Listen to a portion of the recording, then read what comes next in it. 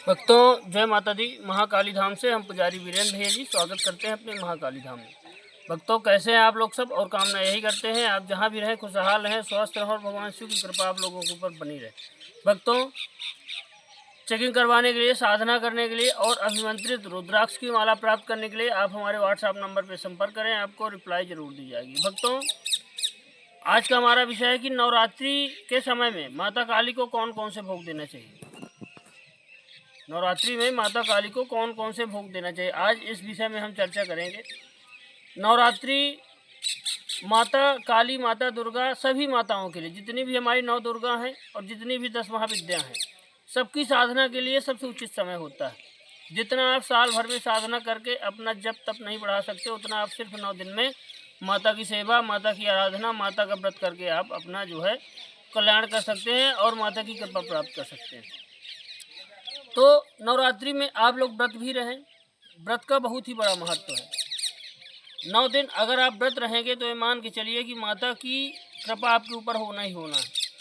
नवरात्रि में व्रत निर्जला भी रह सकते हैं आप। अगर निर्जला नहीं रहना तो एक टाइम खाना खा करके भी आप व्रत रह सकते हैं। खाना खाइए, शाम के फलाहार खाइए, जो भी आपकी इच्छा हो। निर्जला रहना हो तो बस दूध अपना ले सकते हैं, फल ले सकते हैं, कोई दिक्कत वाली बात नहीं। माता की कलश स्थापना करिए। माता की कलश स्थापना करेंगे तो ये मान के चलिए कि बहुत ही बड़ा फल है माता की कलश स्थापना करने का। आज जो है हम बताएंगे कि नवरात्रि में कौन कौन से भोग माता को देना चाहिए कि माता की कृपा आपके ऊपर तुरंत हो जाए। सवारी भी बहुत लोगों को प्राप्त हो जाती है सिर्फ भोग देने से, हवन करने से। मंत्र जाप अगर आप करेंगे तो बहुत अच्छा ही है। मंत्र जाप अगर आप कर रहे हैं तो बहुत बढ़िया है। मान लीजिए मंत्र जाप अगर आप नहीं भी कर पाते तो सिर्फ माता को भोग दीजिए। भोग कहे में देना, अंग्यारी में देना माता महाकाली को। भोग में सबसे पहला आपका रहेगा कि जो भी आपके घर में बना हुआ है, जो भी आपके घर, जो भी आप खा रहे हैं, व्रत है मान लीजिए, नहीं भी व्रत है, जो भी आप बना है, हाँ माता को भोजन जरूर नहीं करवाना, क्योंकि माता के 9 दिन व्रत के रहते हैं पूरे। भोजन नहीं, लेकिन खीर वगैरह आपके घर में अगर बन रहा है, साबूदाना बन रहा है, कोई फल आप खा रहे हैं और हलवा बन रहा है, उसका भोग आप अंग्यारी में दीजिए। दूसरा, आप लौंग और बतासे का भोग दे सकते हैं। लौंग बतासे का माता का सबसे प्रिय भोग होता है। लौंग के जोड़े से ही माता चलती है। और बतासा, लौंग बतासा का भोग माता को अंग्यारी में दीजिए। अंग्यारी में दीजिए, हवन में मिक्स करके दीजिए। 5 लौंग, 11 लौंग जोड़े भी दे सकते हैं आप, 2 लौंग के, फूल वाली लौंग चाहिए। बतासा भी उसमें साथ में मिक्स करके दे सकते हैं। तो पहला तो हो गया आपके घर में जो भी बन रहा है, जैसे फरहार टाइप में, वो दे सकते हैं। दूसरा लौंग बतासा। तीसरा कपूर आप दीजिए माता को। उसके बाद जो है तो माता को जायफल की बलि दीजिए। जायफल की बलि दीजिए, नींबू की बलि दीजिए, नींबू का माला दीजिए। इनसे माता बहुत ही प्रसन्न रह सकती है। मीठा पान माता को अर्पित करिए। मीठा पान माँ के जो है तो अर्पित करिए, मीठा पान लगवा करके। और जो है तो मीठा पान के साथ साथ में आप जो है तो सबसे बड़ा काम यह करना है आपको कि आप मीठा पान जब आप देंगे तो लौंग उसमें 2 लगवा देंगे। लौंग उसमें 2 लगा दीजिएगा, क्योंकि माता के लौंग का जो है तो जोड़ा चढ़ता है। उसके बाद पेड़ा का आप भोग लगाइए। पेड़ा का भी भोग लगाइए। 9 दिन में आप मतलब रोज का अलग अलग करके भोग आप दीजिए माता को। पेड़ा का, मिठाई का, जो भी आपकी श्रद्धा बन रही है। ये मान के चलिए अगर आप व्रत रहते हुए माता को अंग्यारी इन चीज़ों की देते हैं तो माता की कृपा आपके ऊपर होना ही होना है, उसमें कोई भी डाउट नहीं।